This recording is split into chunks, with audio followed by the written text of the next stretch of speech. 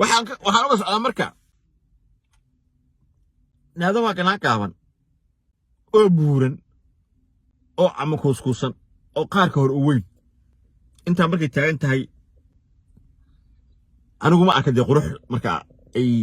yidhaahdo naadada naa qurux badana laakiin naado waa gabar cod macaan naado waa aftahan intaasba mataqaanaa waa waxaan garan kara laakiin dhalinyarada Soomaaliyeed ragga Soomaaliyeed ee gabadha reer Suudaan leh waa qof qurux badan iyo ma la qabaa iyo garoob miya iyo waa ka helay iyo jaceylkeeda ay haye iyo ka warrama markaan eegno gabdhaha Soomaaliyeed kaltuun muuse ka warran markaa aragto intay dhar la eg tahay iyo sidoo ogtahay joogii jamaalka ilaahay iyo quruxdeeda kaltuun muuse markaa aragto ka war tusmo yoonis isbarbar dhig tusmo yoonis gabadha saa u dheer siista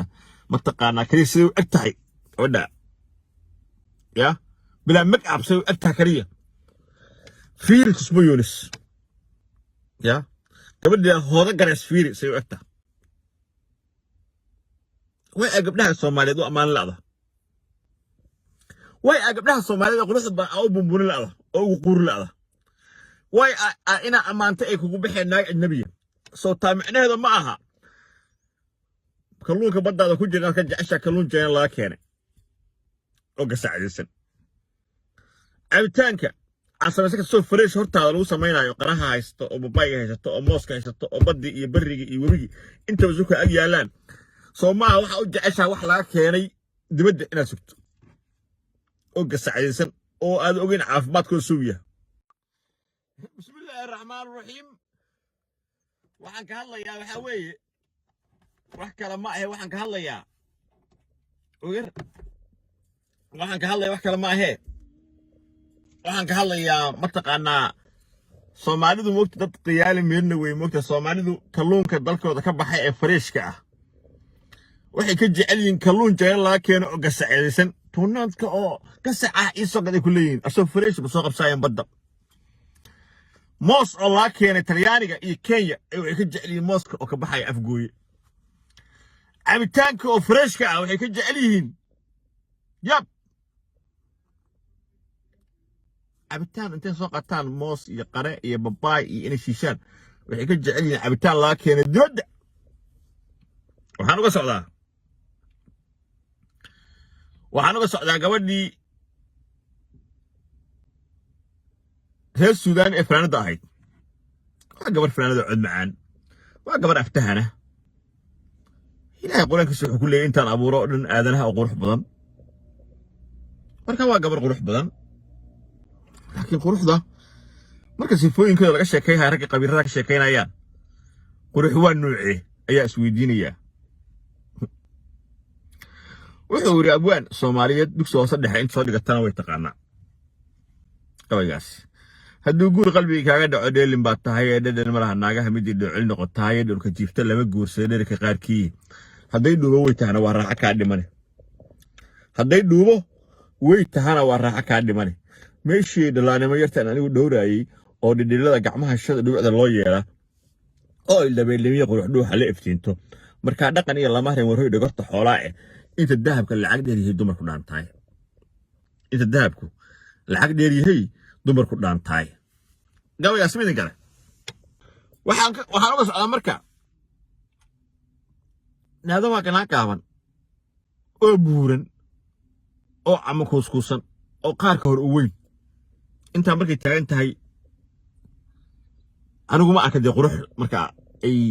yidhaahdo naadada naa qurux badana laakiin naado waa gabar cod macaan naado aftahan intaasba mataqaanaa waa waxaan garan kara laakiin dhalinyarada Soomaaliyeed ragga Soomaaliyeed ee gabadha reer Suudaan leh waa qof qurux badan iyo ma la qabaa iyo garoob miya iyo waa ka helay iyo jaceylkeeda ay haye iyo ka warrama markaan eegno gabdhaha Soomaaliyeed kaltuun muuse ka warran markaa aragto intay dhar la eg tahay iyo sidoo ogtahay joogii jamaalka ilaahay iyo quruxdeeda kaltuun muuse markaa aragto ka war tusmo yoonis isbarbar dhig tusmo yoonis gabadha saa u dheer siista mataqaanaa kaliya sidoo eg tahay gabadha ya bila make-up sidoo eg tahay kaliya fiiri tusmo yoonis يا قبل ده هذا جرس فيري سيو أكتا وين قبلها الصومالي دو أمان لا وين قبلها الصومالي دو قلت أو بمبون لا أو قور لا وين أنا أمانة إيه كوكو بحنا النبي سو تامعنا هذا معها كلون كبدا هذا كل جنا كجعشة كلون جنا لا كان أو قصة عدسن عبتانك عصر مسك السوق فريش هرتا لو سمينا يقراها هيستو أو بابايا هيستو أو موسكا هيستو أو بدي يبرق يوري أنت وزوك أجيالان سو ما waxa u jeceshaa wax laga keenay dibadda inaad sugto oo gasacaysan oo aad ogeyn caafimaadkooda suubiya waxa weey inagu waxaynu dadka shisheeyaha jecel marka la soo qaadanayo habtaraawi yiri iyo Cabdullah Sultaan Macadda yiri iyo Said Maxamed Cabdullah Xasan yiri iyo cilmi al-afyara yiri iyo mataqaana Cabdi Bashir Buura yiri iyo عبد القادر حسين ما يدله مايه شكسبير أيوة وحويري يقول لي ما كوش كاين الصومالي ور ما حكى هذا شكسبير ما حكى هذا ساعة وحال سوق هذا يا ناصر مانديلا وحويري ور ما كش كيس هذا كوبا ما هذا ما كش كيس تلاقي سياسيين تلاقي هبل سايجيني ما تحكي ورك أنا باستدا iyo bariiska ayaa waxaan ka jecelnahay cambuulada iyo galeyda iyo ilaahay kuma samadiiday masagada iyo waxa noo baxa waxaan ka jecelnahay annaga waxaan ka jecelnahay bariis iyo baasto waa wadaniyadeena iyo Soomaalinimadeena halkaan ka joogno Afrika marka laga hadlayo Soomaali gabdhaha Soomaaliyeed gabar ka qurux badan Afrika kuma nool marka Afrika laga hadlayo gabdhaha Soomaaliyeed waa quruxdii Afrika